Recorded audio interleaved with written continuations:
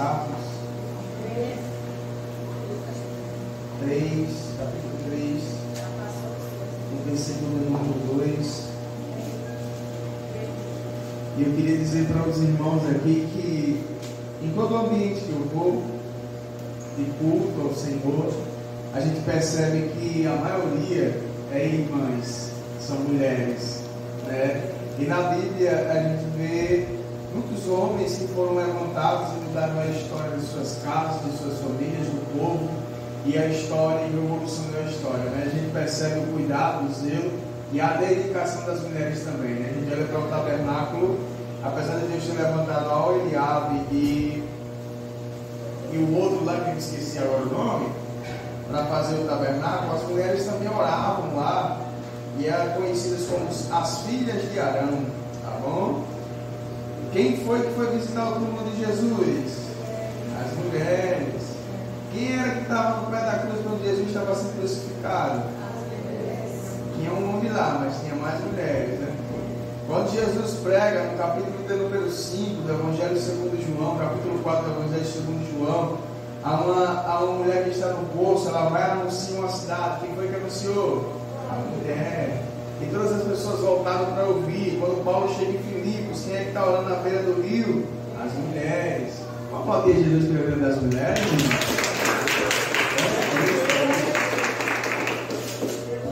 É uma bênção. 3, versículo 2 de Lucas. Acharam? Amém. O texto diz assim, capítulo 3 do Evangelho segundo Lucas, e o versículo 2, o texto diz assim: sendo Anás e Caifás sumos sacerdotes, veio no deserto a palavra de Deus a João, filho de Zacarias. Eu vou repetir. Sendo Anás e Caifás sumos sacerdotes, Anás e Caifás eram o quê? Anás e Caifás eram o quê? Veio a palavra de Deus aonde? Veio a palavra de Deus aonde? Para João Batista, o filho de? Para João Batista, o filho de? Eu vou pedir para você, repetir para você não dormir, que a minha missão é fazer você não dormir até daqui a pouco, tá bom? Então a gente vai dando glória. Queridos, vocês conhecem esse texto e já ouviram falar de um homem por nome João Batista, e nós estamos aqui reunidos para ouvirmos, para glorificarmos a Deus e para entendermos aquilo que Deus tem para nós. Eu tenho certeza que o Senhor irá falar conosco, continuará falando com a gente neste momento, neste ambiente de culto. Já já nós vamos para casa descansar, mas eu quero ser fiel àquilo que eu trouxe, que Deus trouxe ao meu coração para nossas vidas esta noite.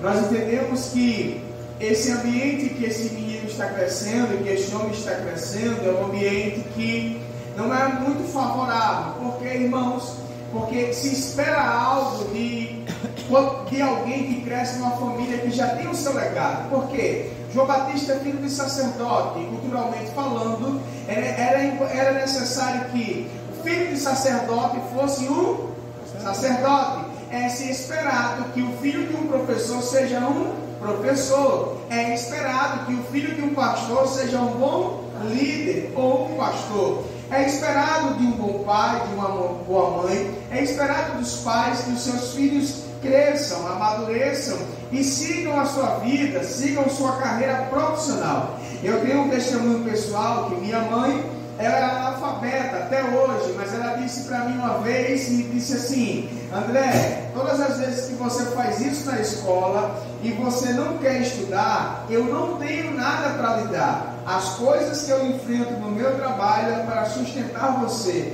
A única coisa que eu tenho para lhe dar, para mudar a sua vida, é uma matrícula na escola. Nem isso você quer. O desejo de toda mãe, de todo pai, é que seu filho cresça, se forme, se case, seja bem sucedido, sim ou não? Então é nesse ambiente que esse rapaz está crescendo, porque seu pai é sacerdote, sua mãe, que até antes de tê-lo, obviamente era estéril, é sabido de todos que ele é primo de João, porque de primo de Jesus, porque a sua mãe era prima de Maria, que deu a luz a Jesus. Esse menino é cogitado ao ofício sacerdotal. Esse menino é cogitado para assumir o posto de seu pai. dado a saber que o seu pai é sacerdote e é um líder religioso, as pessoas esperam, como a tradição manda, que este menino cresça e seja um líder religioso como seu pai. Mas só que o ambiente que ele está vivendo não é um ambiente muito propício para exercer liderança espiritual. Por quê? A liderança espiritual na época de João está sendo deturpada. A liderança espiritual na época de João está sendo comprada. Porque nunca na história de Israel houve-se que assumisse o sacerdócio, o sumo sacerdócio daquela região, ou seja, do povo de Israel, 2 homens. O texto que a gente leu, o texto fala que Anás e Caifás, sumos sacerdotes, aqui no plural, significa dizer que é mais de um. Então aqui era um jogo político, irmãos. Por que era, né? Porque o governo romano, Roma assume, e um dos sacerdotes, ele é escolhido pelo povo, ele é vindo de uma linhagem arônica, e o outro sacerdote é posto pela ordem de Roma. Então, o ofício sacerdotal aqui não está sendo muito bem propício. Os irmãos não se reúnem mais como antes. E paz, meus irmãos, talvez você venha em um culto uma semana ou 2 semanas, você está sem vir ao culto e você sente aquela falta de congregar, sente aquela falta de estar junto com os irmãos, e você sente aquela falta de ouvir Deus falar. Quem sente essa falta? A gente sente, irmãos, mas esse ambiente aqui é muito mais do que uma semana, 2 semanas, 3 semanas. O ambiente aqui, Cláudio, é cerca de 400 anos, sem Deus levantar um profeta, Paulo, para falar com ninguém, sem Deus levantar um profeta, pastor Gerson, para direcionar o povo, sem Deus levantar um profeta para dizer, eu estou com vocês. Não, queridos, não é uma semana, não é 40 dias, não é 40 noites, é cerca de 400 anos que não se levanta profeta. Voz profética nesse ambiente. É nesse ambiente que João cresce, é nesse ambiente que João vai crescendo, que o que as pessoas esperam dele é algo, mas só que ele entende desde pequeno que Deus tem um chamado com ele, e não é a sociedade que vai ditar o que ele deve fazer, e não é a sociedade que vai levar ele para um caminho tortuoso. Ele entende que o Senhor Deus, a sua mãe, fez um voto diante de Deus, e ele precisa exercer aquilo que ele tem diante do Senhor. Quem é João Batista, irmão? João Batista é um homem que cresce no cenário, num quadro branco. João Batista é um ponto vermelho no quadro branco. Por que, André? Porque esse homem se levanta num ambiente que não tem pregação de graça, não tem pregação de reino. E o que é que ele diz? Arrependei-vos, arrependam-se, porque é chegado o reino de Deus. Não tem pregação de reino, mas ele está pregando. Olha, quem é João Batista? Jesus diz assim: o que vocês foram ver, o que vocês foram procurar no deserto? O que vocês foram procurar no deserto? E Jesus continua discorrendo. Jesus disse assim: eu digo que esse aí, nascido de mulher, não teve ninguém maior do que João Batista, mas todo aquele que é o menor no reino de Deus é maior do que ele. Pergunta para os irmãos: alguém lendo a Bíblia já viu João Batista tirando o martelo de dentro das águas? Alguém lendo a Bíblia já viu João Batista bater com a capa e o Rio Jordão se abrir? Não, né? Alguém lendo a Bíblia já viu João Batista lá ficar com os braços levantados e o mar se abrir? Alguém viu isso aqui? Alguém lendo a Bíblia viu João Batista orar e fogo descer do céu? Não, já viu? Não, né? Alguém lendo a Bíblia viu João Batista orar e os demônios serem expulsos? Não, né? Alguém leu na Bíblia João Batista orando e mortos ressuscitando? Não, né? Por que João Batista é considerado um dos maiores profetas da história? Se ele não fez mar abrir, se ele não fez rio abrir, se ele não fez machado flutuar, se ele não expulsou demônios, se ele não fez milagres e ressurreição, por que ele é chamado do maior profeta? Ele não pode ter realizado esses milagres, mas ele traça uma linha entre o santo e o profano, e é considerado o maior profeta. Por quê? Porque ele tem uma mensagem, ele não arrega da mensagem, ele tem um chamado e ele não larga esse chamado. Por que ele é chamado um dos maiores profetas? Por quê? Porque ele diz assim: olha só, eu posso não abrir mar, mas eu fui chamado para quê? Eu sou a voz de quê? Do que clama no deserto, e eu estou aqui para preparar o caminho, porque aquele que vem depois de mim é maior do que eu vou só preparar o caminho. Ele segue ali entre o santo e o profano e diz assim: arrependam-se, ó raça de víboras.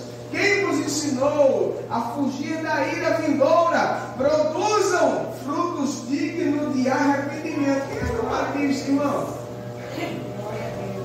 E aqui é onde nós começamos a perceber, porque o texto começa dizendo: e Anás e Caifás, sumos sacerdotes. E o texto continua: veio no deserto. Veio aonde, irmãos? Não, peraí, veio aonde? Eu acho que eu li errado. Veio aonde? Por que esse homem poderia estar na cidade? Poderia estar no templo? Poderia estar na sinagoga? Aonde foi que veio a palavra? Não, aonde foi que veio a palavra? Você vai passar o sono? A palavra veio de quem? A palavra veio de quem? Para João Batista onde? Não, comigo aqui. Deserto é símbolo de quê, Isabel? Deserto é símbolo de quê? Onde não tem nada. Dificuldade. De noite é um frio que nem o edredom dupla face a gente consegue aguentar se não estiver bem preparado.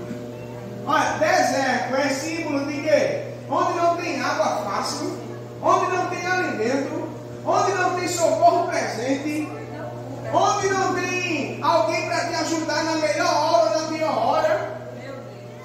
Deserto é o símbolo, segundo Aurélio, é um lugar onde falta, é um lugar da escassez, é um lugar do abandono, é um lugar onde você não tem aonde se socorrer com facilidade. Mas deixa eu dizer uma coisa para você: o capítulo de número 1, versículo de número 81, o texto diz assim, do Evangelho segundo Lucas: e o menino crescia e se fortalecia onde? No deserto. Por que, irmão? Porque ele crescia e se fortalecia no deserto, porque não era o governo que sustentava ele, não era a religiosidade que sustentava ele, mas era o chamado de Deus que sustentava ele. Não importa onde você esteja, se na cidade ou no campo, se no deserto ou no oásis, o Senhor estando com você, irmão, vai tudo bem.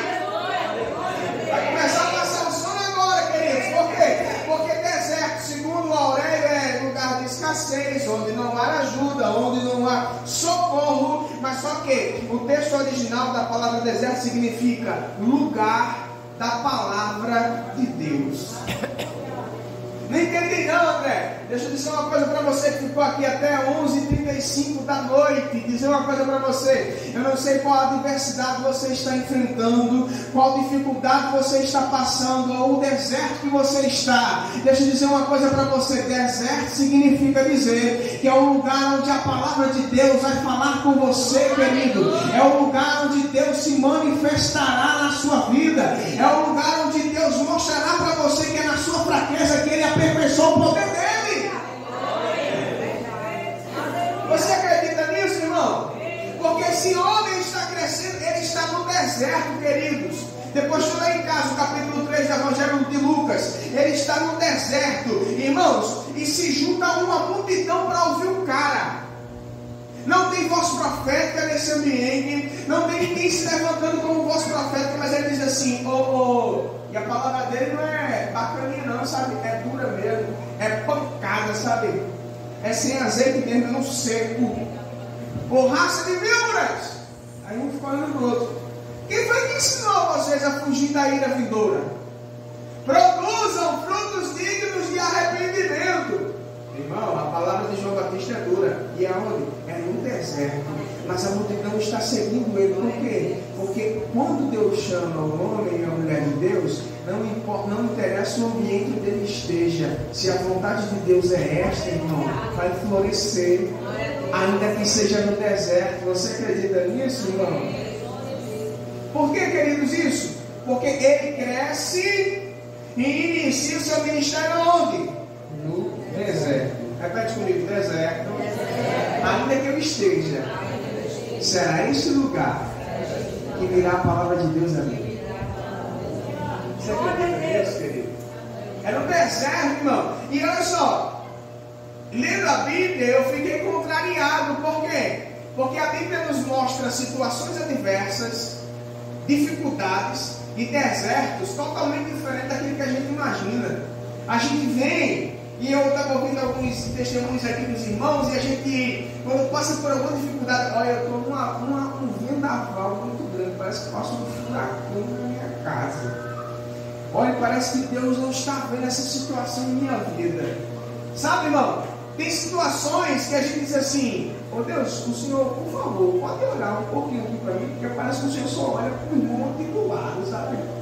E a gente fica orando dessa forma. E aí, irmão, tem situações que a gente vai vivendo e Deus está nos moldando, está nos fazendo amadurecer, para que nós cheguemos onde Ele quer, para que recebamos aquilo que Ele tem para nos entregar. Sabe? A dificuldade não é somente para nos castigar, ou somente para nos deixar frustrados, mas também a dificuldade serve para nós crescermos e amadurecermos e seguir em frente. Olha só, irmão, como é? Eu tenho certeza que vocês bolaram isso aqui, gastaram tempo, gastaram dinheiro, foram em algum local comprar isso aqui para ornamentar, sim ou não? Mas como é que você faz uma ornamentação dessa no deserto? Me explica aí. Imagina que você está no deserto. Mãe Luísa é um deserto, não tem alecrim, não tem cidade. Aí para você ornamentar isso aqui, fazer uma festa das mulheres no deserto, imaginou? Êxodo, capítulo número 5, versículo número 1, Moisés chega para falar e diz assim: olha, Deus mandou dizer uma coisa para você, libera o meu povo para que eles celebrem uma festa para mim no deserto. Não entendi, André.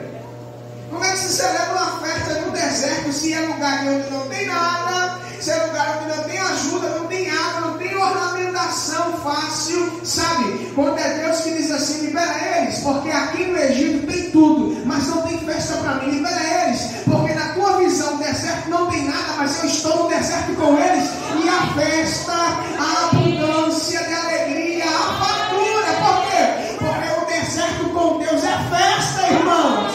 A diversidade com Deus é foguedo. Por quê? Porque Deus está conosco. Êxodo capítulo 5, versículo número 1. Liberem o meu povo, para que eles celebrem uma festa para mim. Aonde? No deserto. Olha só, situação adversa. Capítulo número 26 de Gênesis. O texto diz que Isaac pega sua mulher e vai até os filisteus. Chega lá em Elimeleque, e esse homem toma a mulher dele para si. E você conhece a história que Deus fala com ele e ele libera e entrega a mulher a Isaac. E ele diz assim: faz o seguinte, fica aqui morando com a gente. Fica aqui morando com a gente. Era para você ter dito que ela era sua esposa. O texto bíblico diz, irmãos, que ele permanece na cidade. E ao permanecer na cidade, o texto bíblico diz assim, capítulo 26 de Gênesis, o texto bíblico diz que o Senhor o abençoou onde ele estava. E o texto continua dizendo que ele cresceu tanto que houve inveja dos servos daquele Senhor. Ele chegou para ele e disse assim: olha, faz o seguinte, muda-se daqui, vai para outra cidade, porque você já é maior do que a gente em tudo. Você já é fato. Irmãos, ele sai e vai habitar em Gerar. Quando ele chega em Gerar, os filisteus têm tapado os poços que Abraão deixou abertos. E ele pega os seus servos e vai trabalhando, cava um poço e encontra água, sim ou não? O texto bíblico diz que encontra água. E ele espreiteia contra eles e ele diz assim: deixa ele, vamos cavar outro. O segundo texto bíblico diz que ele cava, acha água e abriga de novo. E ele sai para o terceiro. O texto bíblico diz que eles cavam, acham água e não tem dissensão. Não tem dissensão, acha água, sim ou não? Terceiro poço, vai contando. Ele deixa o poço lá e sai e chega em Bérseba. Quando ele chega em Bérseba, o texto bíblico diz que ele cava um poço, acha água, sim ou não? Não. Porque os outros três, ele achou água. No quarto, quando ele chega, ele cava. Não, o texto bíblico não faz menção que ele acha água, mas só que no outro dia, o rei que expulsou ele da cidade chega perante ele no outro dia e diz assim, ele diz, o que foi que vocês vieram fazer até aqui? Vocês me expulsaram com agravos de lá. E ele diz assim, eu vim porque eu sei que o Senhor tem te abençoado poderosamente. E eu vim aqui fazer uma aliança com você. Que aliança é essa? Ele responde, ele disse assim, olha, já que o seu povo é grande, ele estava com medo. Ele disse assim, já que o povo é grande e você vai fazer um pacto comigo aqui, para nem eu mexer no teu povo e nem você mexer no meu, já que eu te liberei em paz, já que eu te dispensei em paz. E ele diz assim, tá certo, tudo bem. Eles se banqueteiam, toma vinho, come a comida. E quando ele despede o cara que fez mal a ele, quis ficar com a sua esposa e quase o mata, e ainda o expulsa da cidade, quando ele despede em paz e faz um pacto e louva a Deus e levanta um altar perante o Senhor, na mesma hora o texto bíblico continua dizendo, e os seus servos chegaram para ele e disseram, o negócio do poço que a gente cavou e não deu nada, agora tem água. Por que, irmão? Porque quando eu não perco tempo com aquilo que não é de Deus, o Senhor me abençoa. Sabe por quê?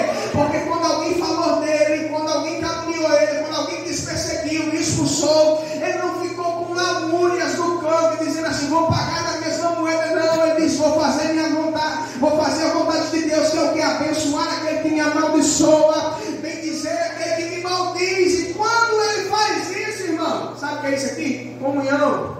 Por quê? Porque quando ele faz um pacto, ora a Deus, vamos voltar perante o Senhor diz assim, é isso que eu quero que você faça.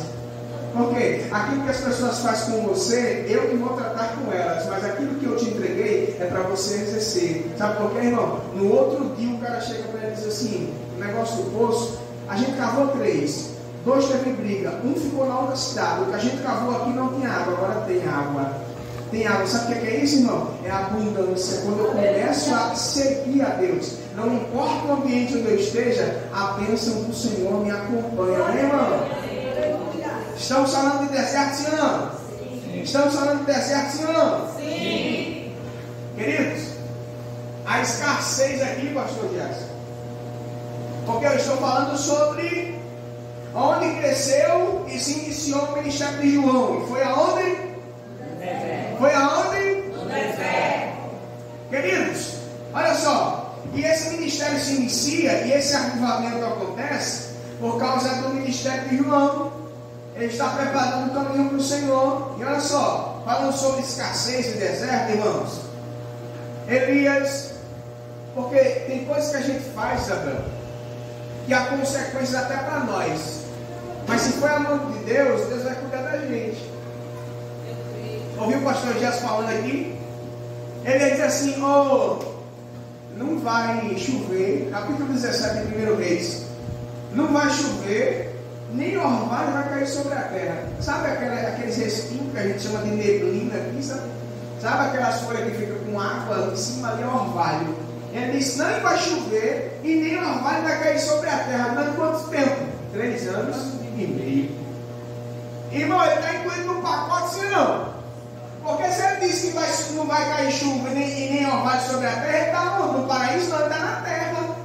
E quem é que vai desfrutar disso? Toda a terra. O que ele faz? Deus diz assim, agora faz o seguinte, tu desce para o ribeiro, porque eu já ordenei que os corvos te alimentem, e a água que tu vai beber do ribeiro que eu vou fornecer para você. Querido, deixa eu dizer uma coisa para você, uma coisa que nesta noite, só para a gente já ir embora.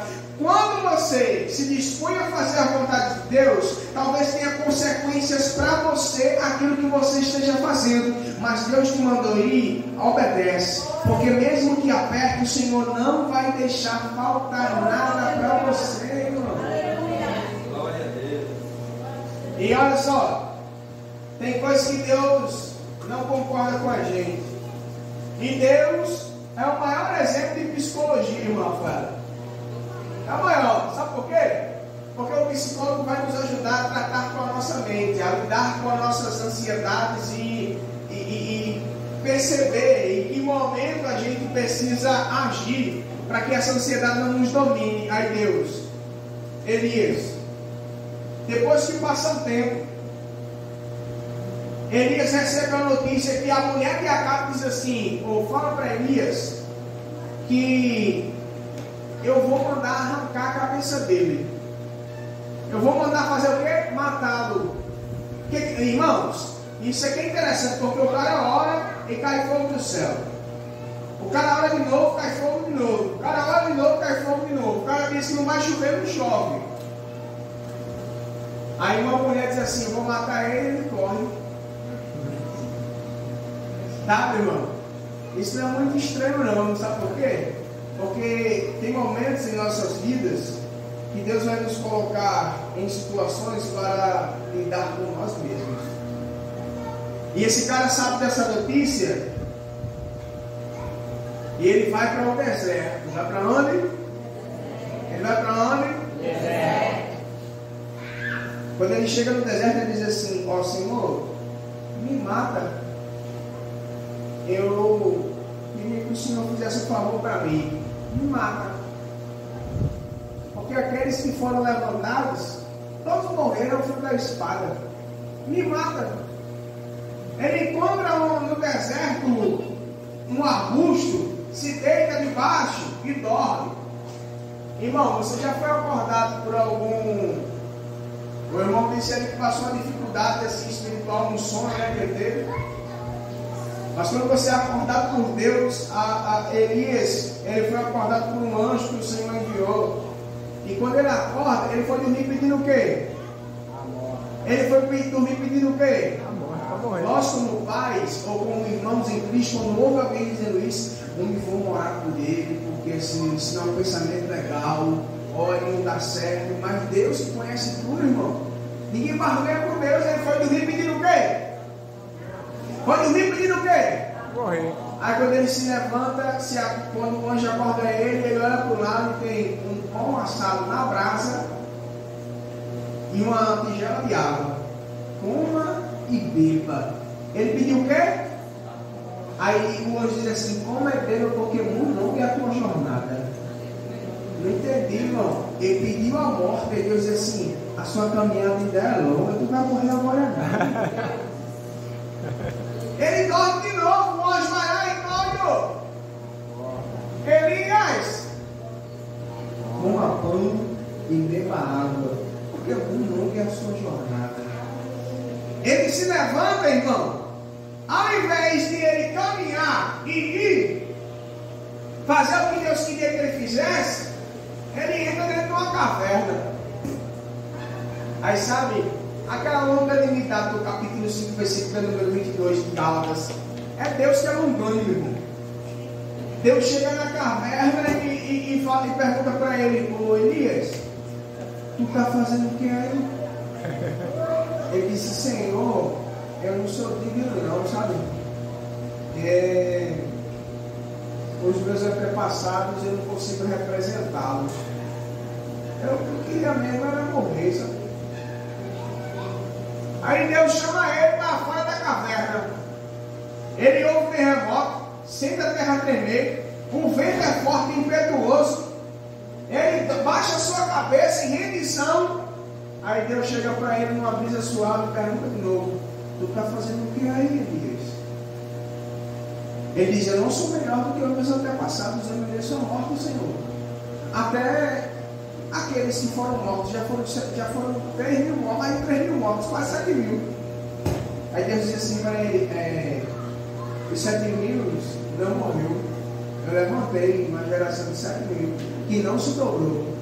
Não se dobrou.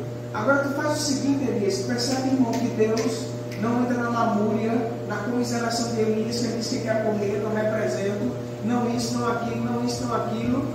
Ele não respondeu a pergunta de Deus. Deus perguntou: tu está fazendo o que aí? Ele diz: eu mereço morrer, eu quero morrer. Deus disse assim para ele: faz o seguinte, Elias, se levante, vá até Judá e unja um rei em Judá, até em Israel e unja um rei em Israel. Já que você quer morrer, faz o seguinte: unja alguém para ficar no teu lugar. Eliseu, filho de Safate, para ficar no teu lugar. Não entendi ainda, André. É que quanto mais a gente diz: não dá, não posso, não consigo, eu acho que não dá para mim, Deus me escolheu errado, dentro de Deus parece que está errado, apontou na direção errada. Deus só diz assim para nós: caminhe, que a sua caminhada é longa. Eu tenho ministério para você, porque enquanto o cara está pedindo uma morte, ele diz assim: se levante, eu te chamei para ungir, unja um rei ali, outro aqui, um profeta no seu lugar, já que você quer morrer, mas não deixe aquilo que eu te entreguei morrer, porque, irmão, que aquilo que Deus me entregou e te entregou é eterno. Ainda que você esteja no deserto, Deus vai te mandar voltar pelo caminho que você foi. Sabe por quê? Porque Deus diz assim para eles: Elias, sai dessa caverna, volte para o deserto de Damasco, por onde você veio,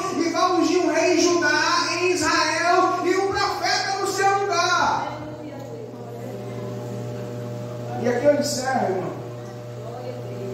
Estou falando de deserto. O maior exemplo que enfrentou o deserto para nós, Jesus.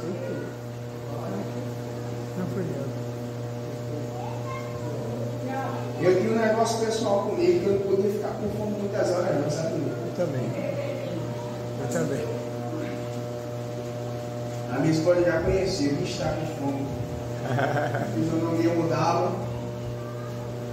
Aí tem um negócio chamado que os crentes fazem, jejum. Aí os irmãos na congregação aí vai ter oração para a festa tal, um monte.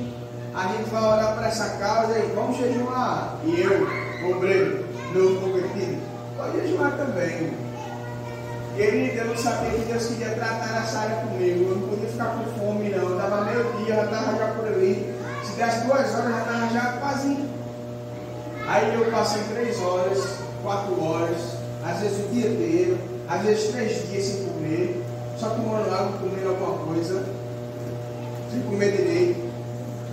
Irmão, hoje eu passo o dia todo sem comida e eu fico sorrindo. Por quê? Porque o Senhor tratou isso em mim. Aí Jesus, 40 dias e 40 noites. 40 dias e 40 noites sem comida. Aí Jesus é levado para onde? Depois sem comida. Deserto.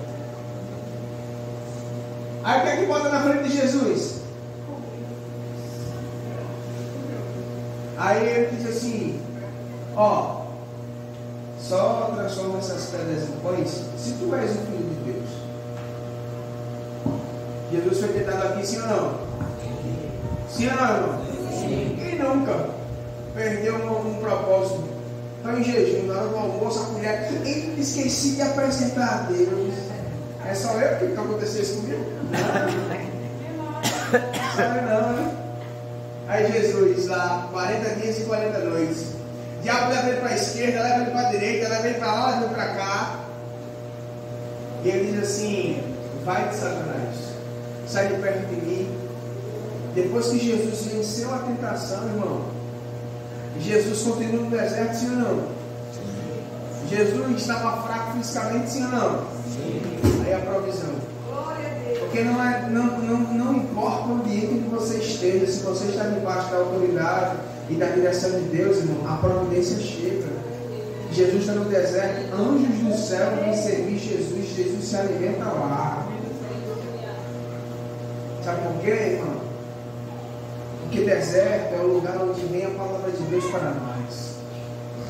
Eu não sei de que maneira você chegou aqui.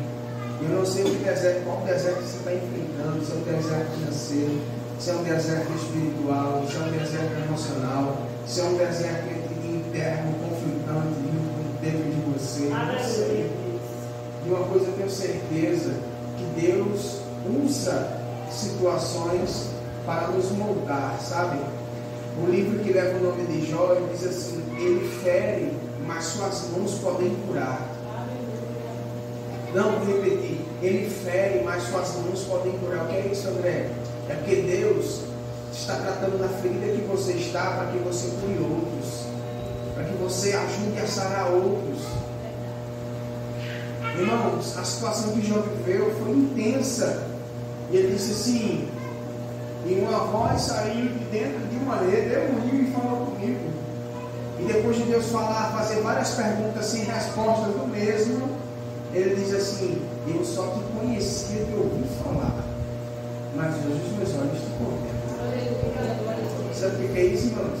O Senhor fez ele viver situações para que ele amadurecesse e seguisse aquilo que ele tinha para seguir. Tá certo? Essa situação pode ser que Deus permita que você esteja nela, para para que você cresça, amadureça e receba aquilo que Ele tem para entregar nas suas mãos. Porque talvez da forma que você esteja, Ele não te entregue aquilo que Ele tem para te entregar. É necessário que você amadureça mais. É necessário que você cresça mais, para que você tome conta daquilo que Ele tem para entregar nas tuas mãos. Amém? Que Deus em Cristo nos abençoe e a paz do Senhor. Amém, que maravilha, né? Hoje foi bom. Que bênção, né? Louvado seja o nome do Senhor. Falta um minuto para meia-noite. Ai, Jesus. Vamos orar, vamos agradecer a Deus, porque Deus é bom. Leiam aí o capítulo 19 de 1 Reis, tá? Primeiro livro dos Reis, capítulo 19. Aí onde ele falou que o anjo deu a comida, um pão e água. Ele comeu e bebeu. O que os povos tinham dado para Elias lá no Ribeiro de Querite ali? Pão e água, né? Traziam pão e carne para ele e ele tinha água do ribeiro. O anjo deu pão e carne, pão e água. Depois ele comeu de novo pão e água. Aí ele levanta-se e ele foi caminhar por 40 dias seguidos, sem comer mais, né? Caminhou durante 40 dias e 40 noites. É chão, viu? Vamos lá. Vamos orar? Louvado seja o nome do Senhor. Vou chamar a diaconisa Isabel para fazer essa oração, para nos despedir de paz. Amém? E continuar meditando aqui, ó, digerindo, ruminando na palavra que nós recebemos. Louvado seja o nome do Senhor. Isabel já está em casa, Gabriel veio ainda lá nós estamos pescadores, fui medicada e já está em casa. Louvado seja o nome do Senhor, né? Deus querido e santo, graças nós te damos pelo teu amor, a tua misericórdia, Deus. Toda honra e toda glória seja dada a ti. Obrigado, Deus, por essa palavra, Senhor, por essa vigília. Em nome do teu Filho amado Jesus Cristo, pela bondade de irmãos que temos aqui hoje, para te glorificar e exaltar, Deus, o teu santo e bendito nome. Nos conduz, Senhor Deus, para nossos lares. Nos conduz já, Senhor Deus, uma noite tranquila, Senhor Deus, reparador dos nossos sonhos.